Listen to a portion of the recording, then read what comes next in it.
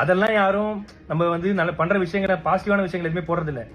ஏதோ ஒரு சின்ன டி ஸ்டிக்கர் பிரச்சனை, அதை வச்சுக்கினியும் எக்ஸ்போஸ்டு முகத்திரை கிழிஞ்சது, அதுலயும் ஒருத்தர் போட்டிருக்காரு சர்வதேச கைக்கூலியா. ஐயா நான் தினக்கூலி, அது கூட பரவாயில்ல. இந்த ஹாஸ்பிட்டல் இவன் கட்டுறான், எப்படி இவனுக்கு உள்ள காசு?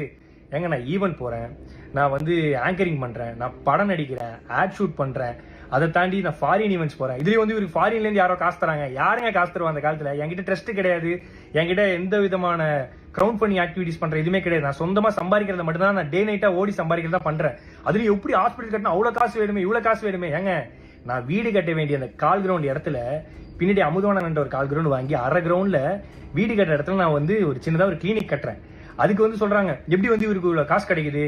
ஏங்க இதே நான் ஒரு 1.5 கோடி ரூபாய்க்கு லக்ஸரி காரும் ஒரு அடுக்குமாடி வீடும் கட்டியிருந்தா உனக்கு எந்த பிரச்சனையும் வந்திருக்காரு நிறைய பேர் சொன்னாங்க. பட் அந்த அடுக்குமாடி வீடுக்கு பதிலா அந்த ஹாஸ்பிட்டலும் இந்த லக்ஸரி காருக்கு பதிலாக ஆம்புலன்ஸ் வாங்கணும்னு நினைச்ச ஒரு விஷயத்தினால இவ்வளோ பிரச்சனை வருது. இப்போ கூட நான் எதுக்கு இந்த வீடியோ போறேன்னா, சரி ஓகே நேற்று இது முடிஞ்சிடும் நினைச்சேன்.